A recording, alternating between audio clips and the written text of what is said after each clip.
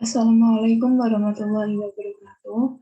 Perkenalkan, nama saya Ika Wulandari, NIM 269, kelas 2 C Manajemen, akan menjelaskan jawaban UAS Bahasa Indonesia.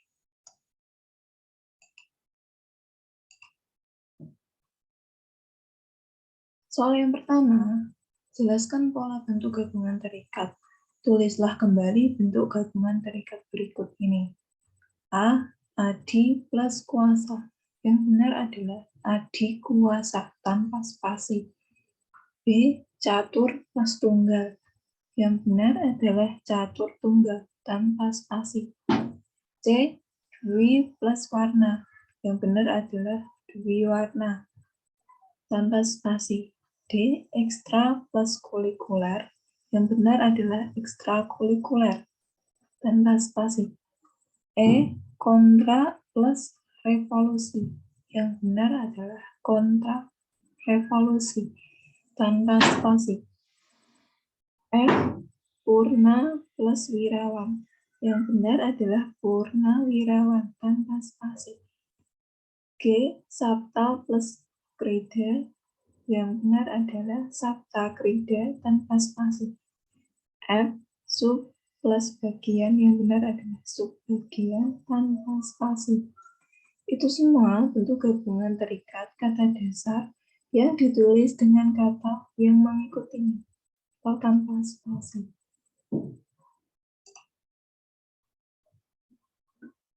Soal yang kedua, jelaskan perbedaan bentuk penalaran deduktif dan bentuk penalaran induktif. Berikan contoh penerapan. Penalaran deduktif adalah pengambilan kesimpulan secara logis berdasarkan premis-premis yang ada, atau juga bisa diartikan suatu proses berpikir yang bertolak dari suatu umum menuju hal-hal yang khusus, atau penerapan suatu yang umum pada peristiwa yang khusus untuk mencapai sebuah kesimpulan. Contohnya, yang pertama, premis pertama, setiap hewan adalah makhluk hidup. Premis kedua, kucing adalah hewan. Maka kesimpulannya adalah kucing merupakan makhluk hidup atau asumsi pemikiran dan landasan kesimpulan yang dianggap benar. 2. Masyarakat Indonesia konsumtif atau umum dikarenakan adanya perubahan arti sebuah kesuksesan atau khusus dan kegiatan imitasi atau khusus dari media-media hiburan yang menampilkan gaya hidup konsumtif sebagai prestasi sosial dan penanda status sosial. Sedangkan penalaran induktif adalah penalaran induktif yang mengambil keputusan dari premis-premis umum atau pengamatan data fakta lalu kemudian mengambil kesimpulan yang spesifik atau hipotesis, atau juga bisa diartikan suatu proses berpikir yang bertolak dari hal-hal yang khusus menuju yang umum. Contohnya yang pertama, Anda mengerti bahwa cuaca di pantai Kota panas, pantai Pandawa panas, dan juga cuaca di pantai Barang panas. Yang kedua, Kayla merupakan remaja yang sangat suka membaca berbagai buku, terutama buku biografi yang terkenal di Indonesia, seperti Insinyur Soekarno, A. Kartini, serta masih banyak tokoh yang lainnya. Semua buku yang dibaca Kayla mengisahkan bahwa kebesaran dan kesuksesan yang diraih dalam buku tersebut tidak diraih hanya dengan menunggu dan berbangku tangan, tetapi melalui ketekunan belajar, kerja keras, aktif, berkontribusi di masyarakat, serta tabah menghadapi berbagai ujian hidup yang dihadapi berdasarkan apa yang telah Kayla baca. Ia menyimpulkan bahwa untuk menjadi orang yang sukses, seseorang harus tekun belajar, bekerja keras, berkontribusi nyata, serta sabar menghadapi persoalan hidup. Singkatnya, kesuksesan hanya bisa diraih dengan perjuangan yang gigih dan kesabaran dalam menjalankannya.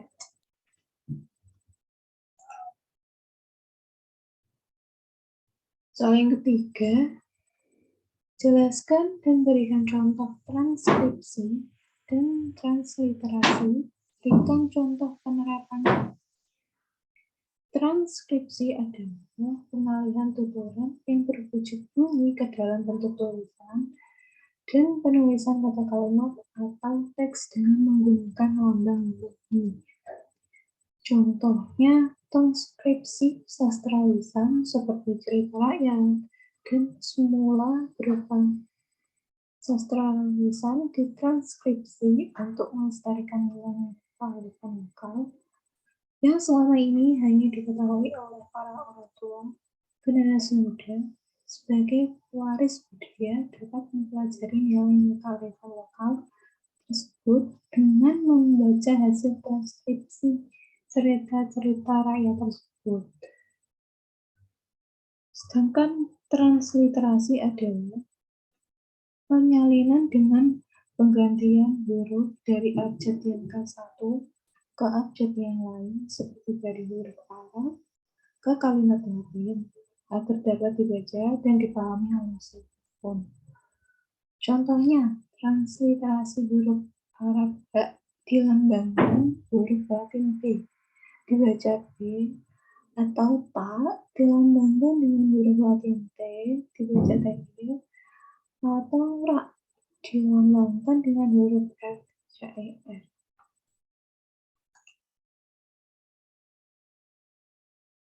Soal yang keempat, jelaskan penomoran bagian karangan berikut ini. Perbaikilah menurut Anda masih penulisan yang salah.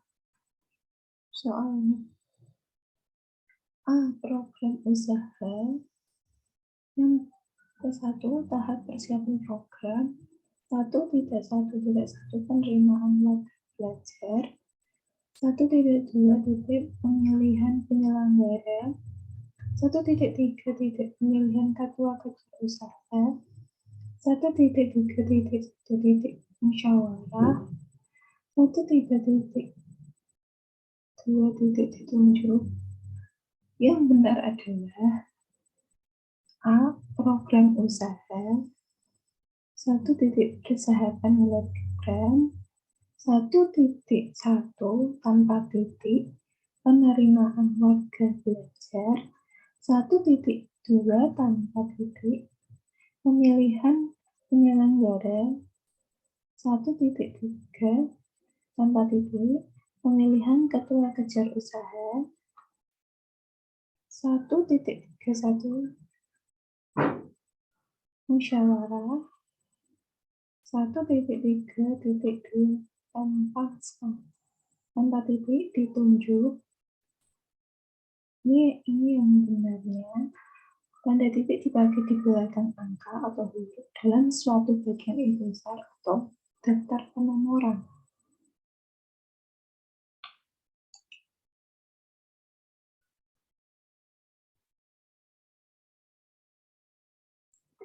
Soal yang kelima, jelaskan cara penulisan gelar akademik yang benar. Kemudian jawab soal berikut ini jika masih ada penulisan masih salah, segera diperbaiki.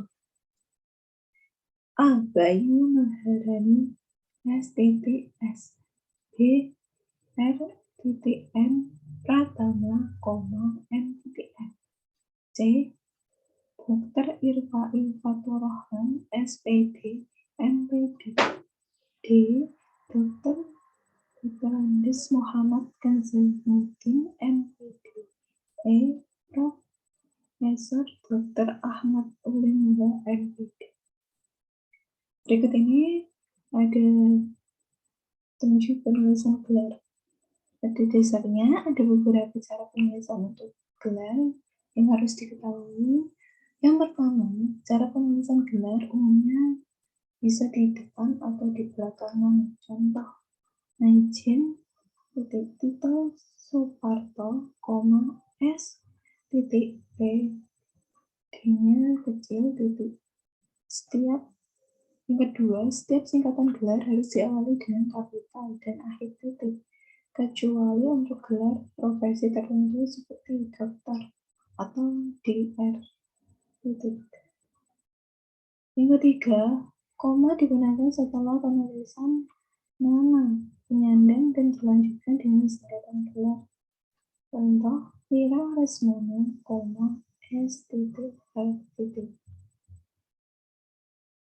Yang keempat, tanda titik digunakan pada gelar sebagai tanda hubung dengan singkatan gelar. Contoh, S pembuka titik, tutup, lalu S atau sarjana sastra. Yang kelima, untuk memisahkan suatu gelar dengan gelar yang lain, digunakan tanda koma setelah tanda koma. Contoh, Mila Asma, S titik S titik, MPD.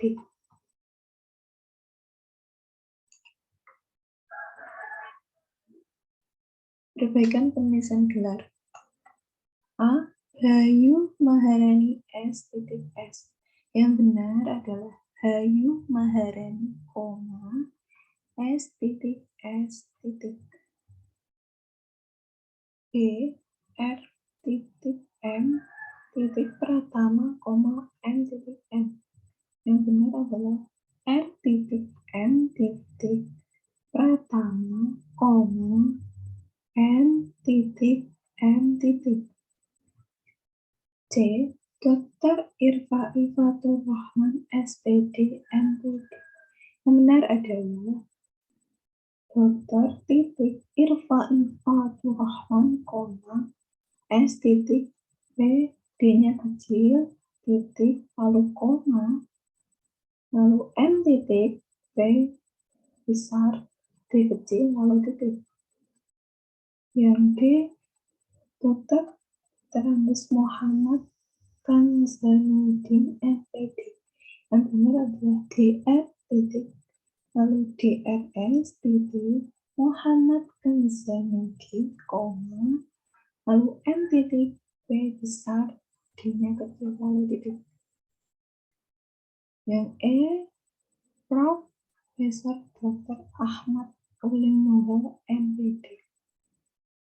Yang benar adalah Prof. titik DR titik Ahmad Ulin Nuha, M titik, B-nya besar, D-nya kecil, lalu titik.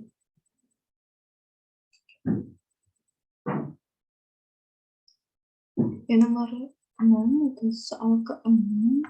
Jelaskan penggunaan tanda elipsis, tanda siku, dan tanda kurung. Berikan contoh penggunaan tanda tersebut dalam kalimat.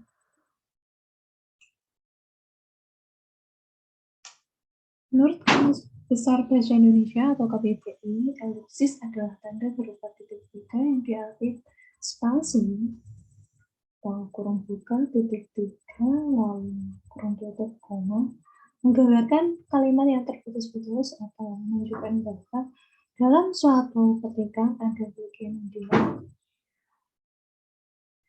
Contoh yang pertama, tanda elipsis dipakai untuk menunjukkan bahwa suatu kalimat atau kutipan ada bagian yang dihilangkan. Misalnya, penyebab kemerosokan titik-titik akan diteliti lebih lanjut dalam Undang-Undang Dasar 1945 disebutkan bahwa bahasa negara ialah titik-titik, koma, lain lubuk lain ikannya. Catatannya adalah yang pertama, tanda elipsis itu didahului dan diikuti dengan spasi. Yang kedua, tanda elipsis pada akhir kalimat diikuti oleh tanda titik atau jumlah titik 40. Yang kedua, tanda elipsis dipakai untuk menulis ujaran yang tidak selesai dalam dialog. Misalnya, menurut saya titik-titik seperti titik-titik bagaimana burung dan itu jadi kesimpulannya titik-titik. Oh, sudah saatnya istirahat. Catatan yang pertama, tanda elipsis itu didahului dan diikuti dengan spasi.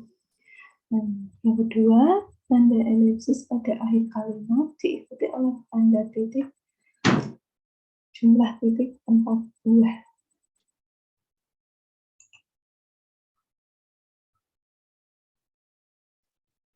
Sedangkan penggunaan tanda kurung siku, berikut fungsi tanda baca kurung siku. Yang pertama, mengapit huruf, kata, atau kelompok.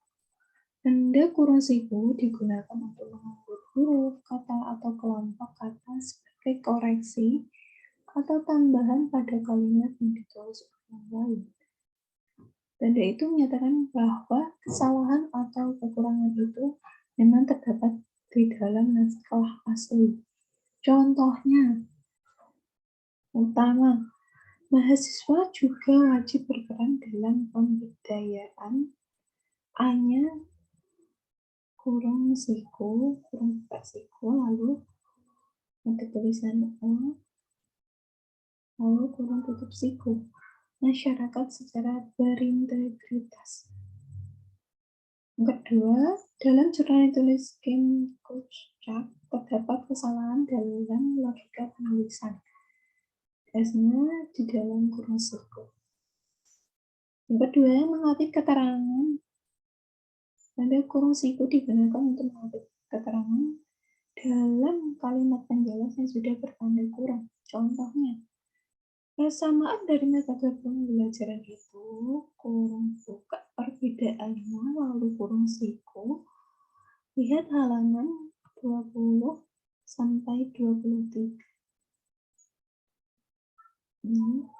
Begitu signifikan, memberikan output yang kurang lebih tetap sama dengan tujuan yang awal. Lihat halaman 20 sampai 23 ini ada kurung siku.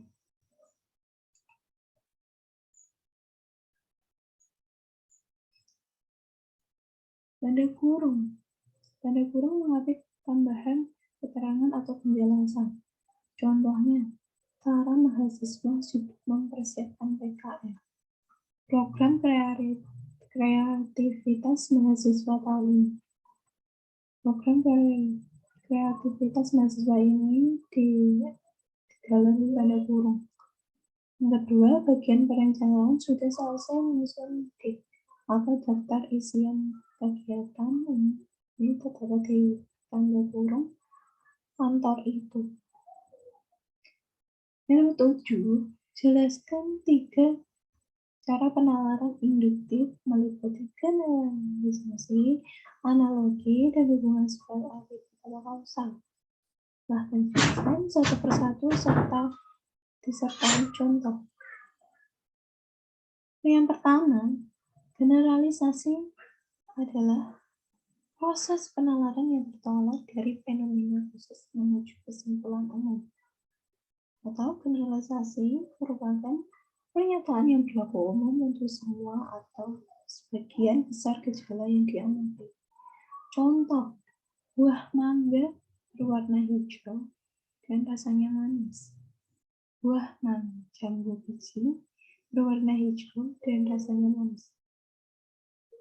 Generalisasinya adalah semua buah berwarna hijau rasanya manis. Pernyataan, semua buah berwarna hijau rasanya manis, hanya memiliki kebenaran probabilitas karena belum pernah diselidiki kebenarannya. Yang kedua, analogi metode mendengar dengan membandingkan dua hal yang mempunyai sifat yang sama. Kita dapat menarik kesimpulan jika terdapat persamaan dalam berbagai bidang. Dengan kata lain, penalaran analogi dapat diartikan sebagai proses penyimpulan berdasarkan fakta atau kesamaan, atau juga proses membandingkan dari dua peristiwa atau hal yang berlainan berdasarkan kesamaan. Kemudian ditariklah kesimpulan dari persamaan tersebut. Contohnya, Klub Persija Jakarta mampu masuk babak final karena berlatih setiap hari. Maka klub Persib Bandung akan masuk final jika berlatih setiap hari. Dan 3, hubungan kausal. Proses penalaran yang diperoleh dari gejala-gejala yang saling berhubungan. Hubungan kausal atau kausalitas merupakan prinsip sebab akibat. Contohnya yang pertama, penebangan liar di hutan mengakibatkan tanah longsor. Yang kedua, jika dipanaskan, tembaga akan memuai. Jika dipanaskan, emas akan memuai.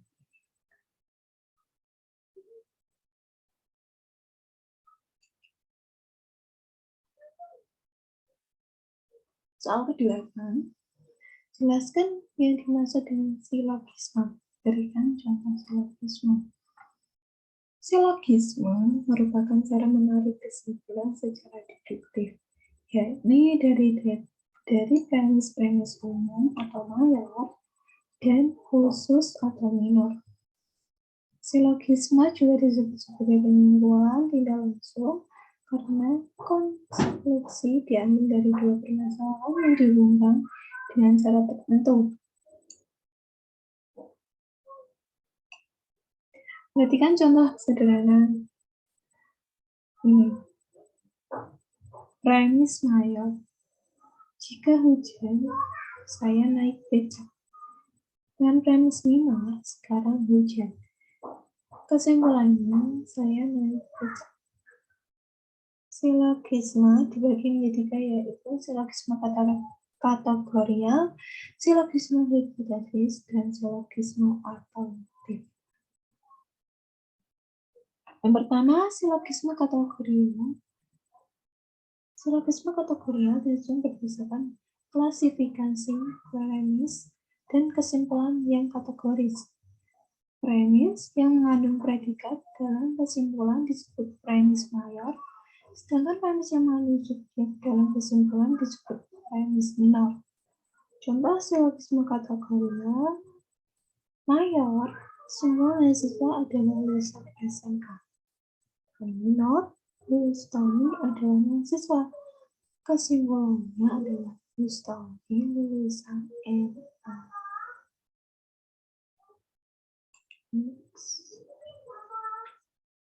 Yang kedua, silogisme hipotesis. Silogisme yang terdiri atas premis mayor yang berproposisi kondisional hipotesis. Kondisional hipotesis yaitu bila premis minornya membenarkan antecedent, kesimpulannya membenarkan konsekuen. Bila minornya menolak antecedent, kesimpulannya juga menolak konsekuen. Contohnya, mayor. Jika tidak ada udara, makhluk hidup akan mati. Minor, udara tidak ada.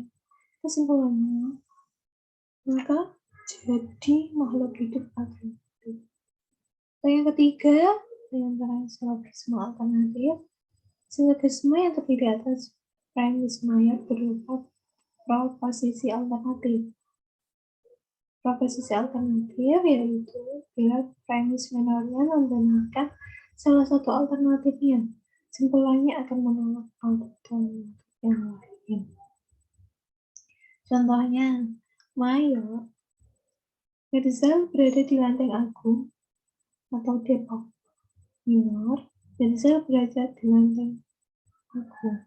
Kesimpulannya, jadi dia tidak berada di Depok.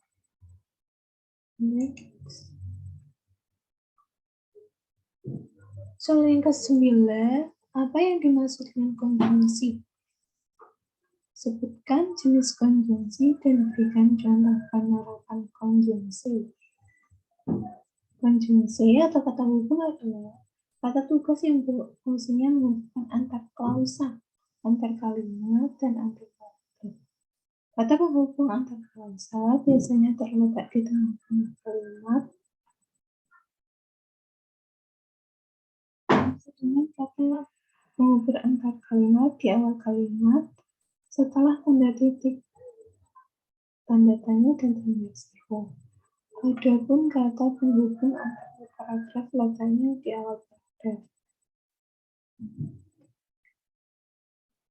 Jenis konjungsi dan jumlahnya. Yang pertama, konjungsi intrakalimat atau antarklausal.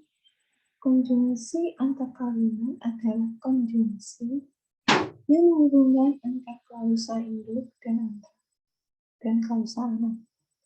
Dalam penggunaannya, konjungsi ini terletak di bagian tengah kalimat. Jenis konjungsi intrakalimat dikembangkan menjadi 3. Yang pertama, konjungsi koordinatif, kedua subordinatif, dan yang terakhir korelatif. Biasanya sebagai berikut. Yang pertama ada konjungsi koordinatif. Konjungsi koordinatif merupakan konjungsi yang menghubungkan dua klausa atau lebih yang memiliki kedudukan sederajat atau setara.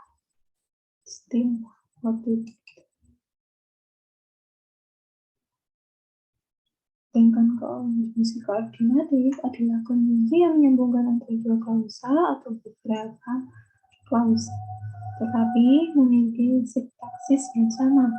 Di antaranya yaitu padahal, lalu, kemudian, sedangkan, melainkan, atau dan tetapi. Contoh konjungsi koordinatif adalah yang sama. Aldi sibuk bermain game, padahal ia harus mengerjakan PR. Yang kedua, Sarah adalah orang yang kaya, sedangkan adik orangnya pendiam.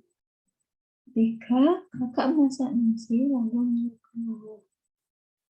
Yang keempat, yang terakhir, ibu sudah tidur padahal ia belum makan malam. Yang B, konjungsi subordinatif atau konjungsi subordinatif merupakan konjungsi yang menghubungkan dua klausa atau lebih yang tidak sama derajatnya. Beberapa contoh konjungsi subordinatif antara lain agar, untuk, supaya, sebab, karena, seperti, seakan-akan, jika, sejak, ketika, andaikan, walaupun, bahwa, dan lain. Contoh konjungsi subordinatif yang pertama, ayah pulang ketika adik sedang sekolah. Yang kedua, Dito bermain layangan setelah pulang sekolah. Yang ketiga, Sarah tidak mau makan sehingga ia menjadi kurus. Yang keempat, Abdi tidak mau belajar sehingga ia tidak bisa mengerjakan ujian. Yang terakhir, yang kelima, bisa tetap pergi walaupun masih hujan deras.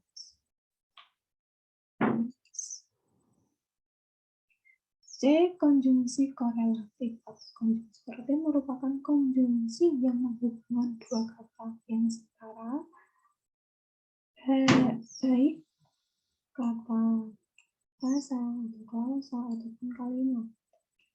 Konjungsi jenis ini sama halnya dengan konjungsi koordinatif. Bedanya kata penghubung pada konjungsi ini terdiri dari beberapa gabungan kata. Sedangkan konjungsi koordinatif hanya terdiri dari satu kata saja. Contoh konjungsi korelatif, yang pertama, jangankan bukit, gunung pun sanggup aku daki. Kedua, bukan hanya Zahra yang punya melainkan Putih juga bisa. Ketiga, entah benar, entah tidak, aku masih meragukan kata-katanya. Yang keempat, kita tidak hanya mengikuti diskusi itu, tapi juga harus aktif mengobrol pendapat. Yang terakhir, tidak hanya 7 muka, bahkan kami menyempatkan untuk mandi dan berenang di pemandian air hangat itu sehingga badan kita sehat. Yang kedua, konjungsi antar kalimat adalah jenis konjungsi yang menghubungkan kalimat satu dengan kalimat lainnya. Biasanya konjungsi ini dipakai untuk menunjukkan adanya perbedaan arti atau perbedaan makna. Contoh kalimat menggunakan konjungsi antar kalimat. Yang pertama, jangan memiliki mental mentah-mentah. Sebaliknya, kita harus memiliki mental memberi. Kedua, yakin menjadi orang kaya. Sesungguhnya, semua itu karena dia bekerja keras semenjak muda. Kedua, mereka makan hanya dengan sepotong ikan asin. Bahkan mereka sering kali makan tanpa lauk. Slide. Yang ketiga, konjungsi antar paragraf. Konjungsi antar paragraf merupakan konjungsi yang berfungsi menghubungkan dua paragraf sehingga menjadi suatu paragraf yang koheren dan sistematis. Kata hubung yang kerap digunakan di antaranya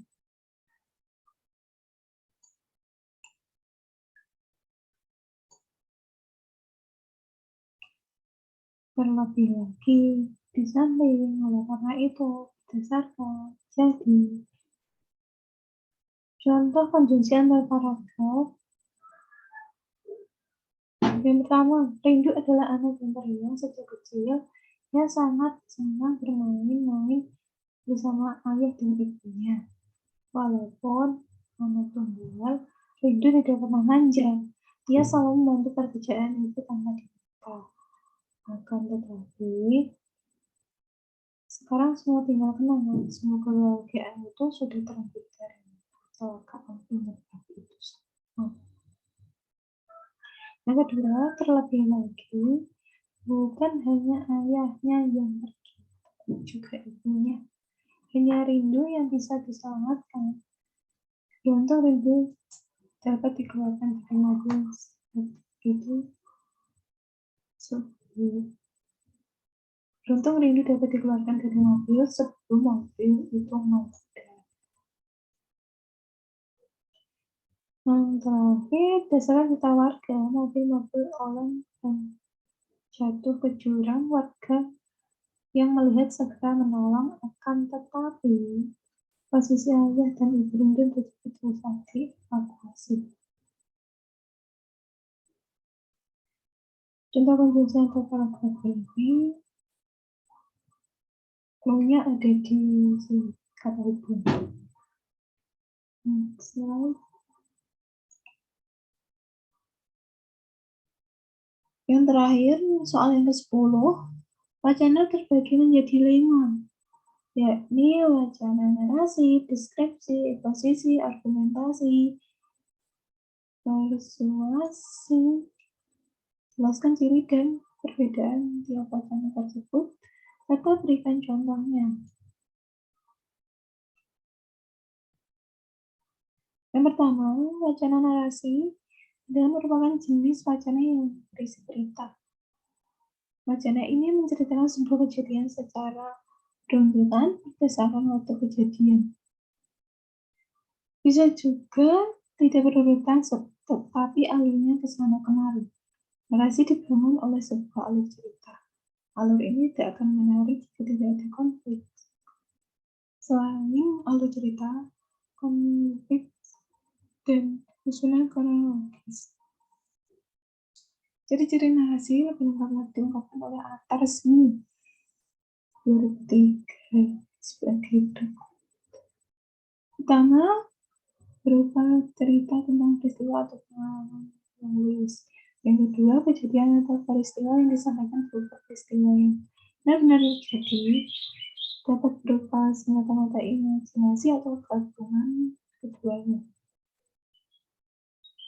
Contohnya, kegiatan di sekolahku demikian padatnya. Setiap hari aku masuk pukul 7 agar tidak terlambat. Aku selalu bangun 4:30 pagi. Setelah mandi, aku pun sholat subuh. Kemudian, aku segera mengenakan seragam sekolah. Tak lupa aku melihat buku yang harus aku baca. Ya, sekedar mengecek Apakah buku-buku aku punya sudah sesuai pelajaran hari itu? Selanjutnya, aku makan pagi, lalu kira-kira pukul 6 pagi, aku berangkat ke sekolah. Seperti biasanya, aku ke sekolah naik angkutan umum. Jarak rumah dengan sekolahku tidak jauh, hanya sekitar 6 kilometer. Aku memang membiasakan berangkat pagi-pagi. Angkutan kota sering berhenti lama untuk mencari penumpang. Jika aku berangkat lebih siang, bisa terlambat sampai ke sekolah. Di sekolah, aku belajar selama kurang lebih 6 jam. Jam pelajaran terakhir pukul 12.45 siang. Itu untuk hari-hari biasa. Hari Rabu aku pulang pukul 14.30 sore karena mengikuti kegiatan sakul dulu. Khusus hari Jumat, aku bisa pulang lebih awal, yaitu pukul 11 pagi. Paragraf narasi sebuah apabila dicermati, paragraf tersebut berisi urutan peristiwa.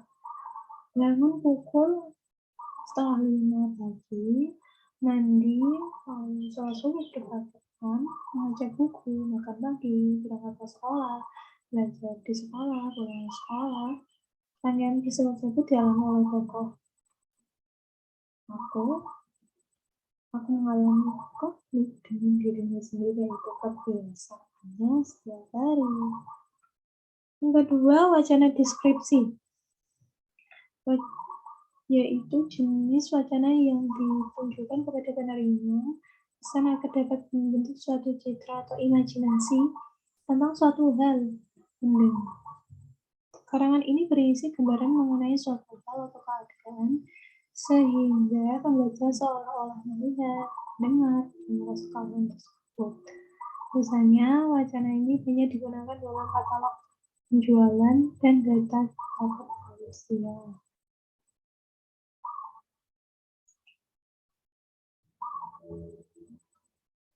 Ciri-ciri wacana deskripsi. Yang pertama, penggambaran tersebut dilakukan sejelas-jelasnya dengan melibatkan pesan indera. Yang kedua, membuat pembaca atau mendengar merasakan sendiri atau mengalami sendiri. Yang ketiga, ditandai dengan penggunaan kata-kata atau diungkapkan detail atau terperinci.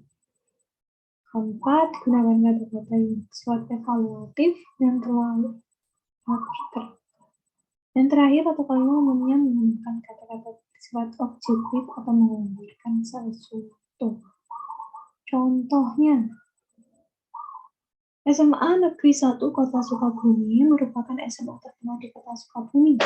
SMA Negeri 1 Kota Sukabumi lahir pada bulan Oktober 1961. SMA Negeri 1 mempunyai jumlah murid kurang lebih 1.500 siswa dan mempunyai 4 lapangan, yaitu lapangan basket, lapangan voli, lapangan sepak bola, dan lapangan badminton.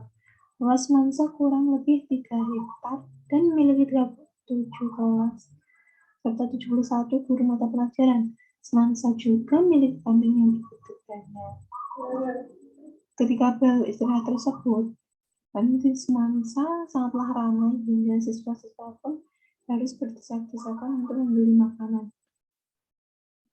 Kantin Semansa menjual berbagai macam-macam makanan seperti gorengan, mie ayam, jus, dan masih banyak lagi. Ketika kantin ini ramai, suasana pun menjadi sangat panas, berisik, dan kotor. Kantin di Semansa sungguh dengan lintas yang banyak, sehingga kantin ini pun menjadi hiruk-pikuk.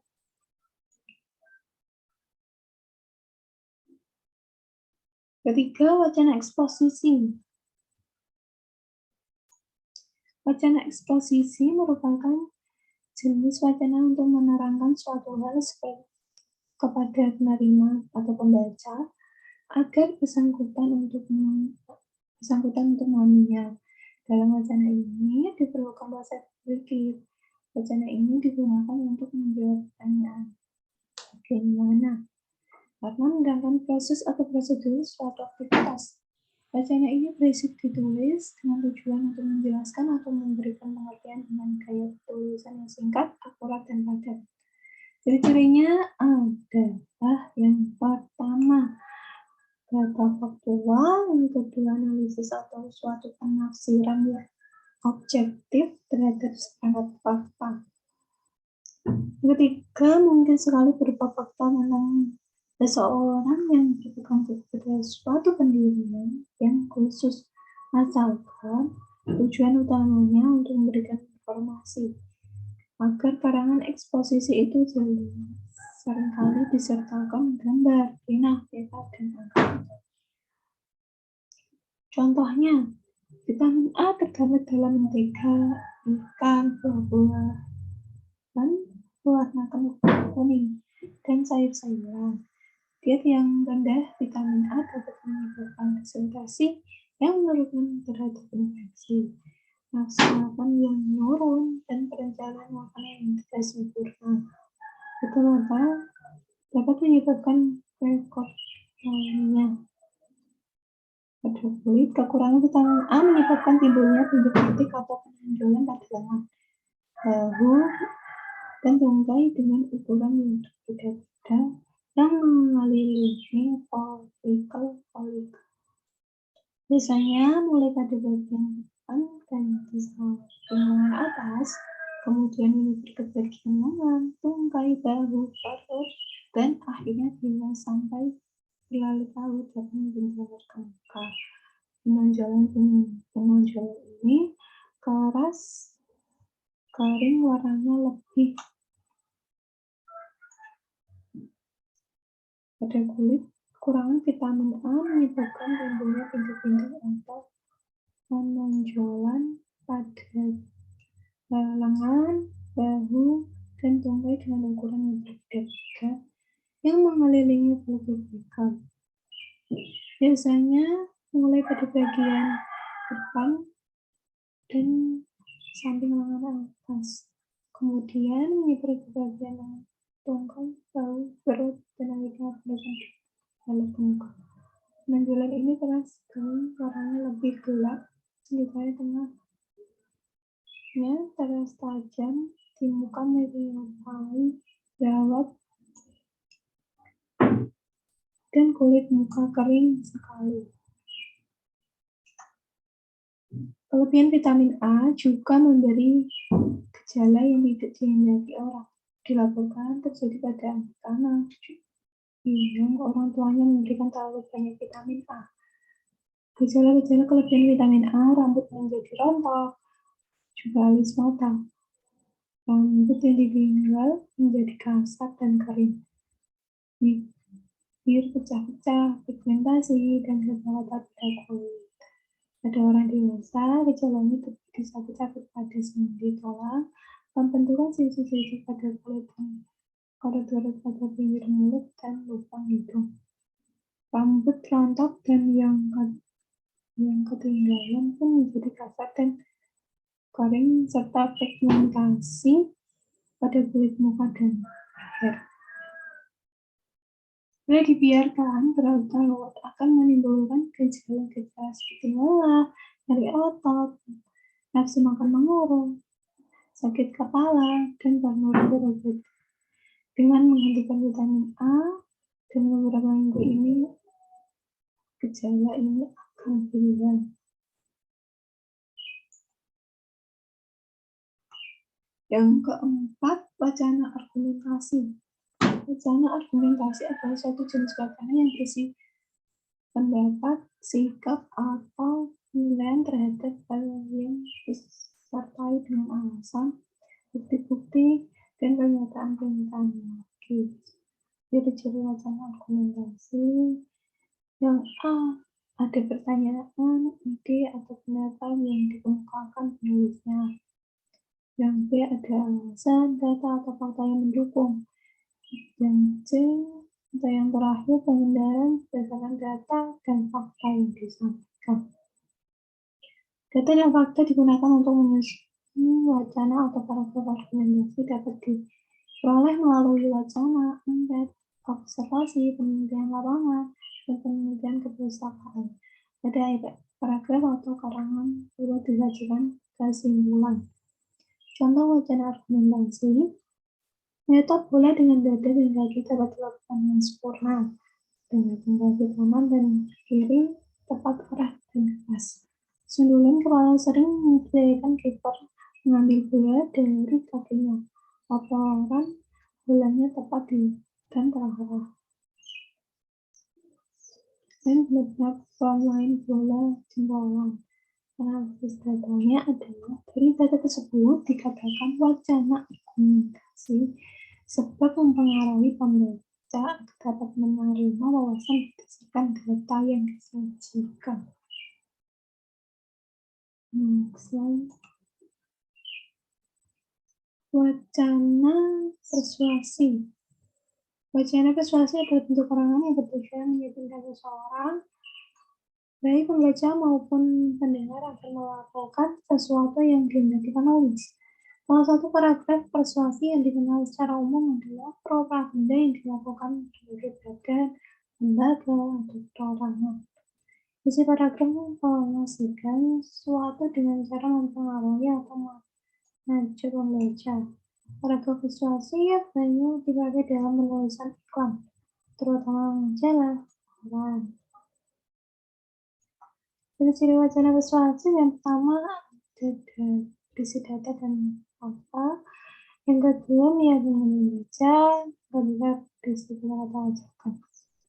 Contoh yang pertama, marilah kita buang sampah pada tempatnya agar lingkungan kita bebas dari banjir dan bebas dari penyakit yang disebabkan oleh sampah-sampah yang dibuang tidak pada tempatnya. Karena itu, perlu kesadaran pada diri kita masing-masing untuk membuang sampah pada tempatnya. Kedua, banyak orang yang meremehkan sampah, bahkan tidak terlihatkan hal yang akan ditindaklanjuti walaupun tempat sampah yang disediakan, tetapi kepedulian seseorang terhadap sampah sangat kurang. Beasiswa, kamu dapat baiknya menyadari dan memiliki sikap peduli terhadap sampah. Oleh karena itu, buanglah sampah pada tempat sampah.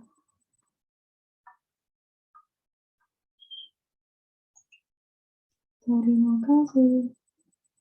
Setelah penjelasan jawaban UAS dari saya, kurang lebihnya saya mohon maaf jika ada penyampaian jawaban yang kurang atau kesalahan kata-kata dalam penyampaian.